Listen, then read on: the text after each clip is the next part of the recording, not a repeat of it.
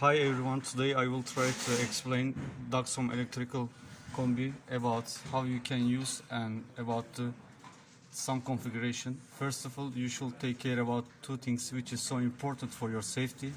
First one about the cable capacity, second one about the fuse capacity. If the both of them suitable for your devices, then you can start the setup and setup configuration. First of all, you now see the on-off press key. If you press only for a second, then your devices will start. You now see the three line, which is for the main key. Then if you press and hold for 3 seconds, you are in the menu now.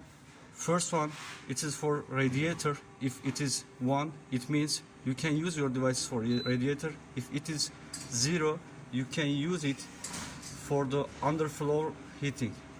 It might be 1 for radiator, it might be 0 for underfloor heating mode.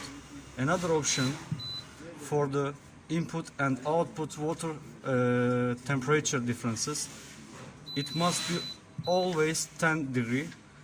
So another options for the room temperature sensor, it might be always 1. It is about your capacity of your devices. If you want, you can increase or decrease in this case. So it is depend on your power. Another options, you can use these devices, this electrical boiler, with 3 modes. If you want, you can use it only with shower mode, or shower and heating mode, or only heating mode. It is depend on you.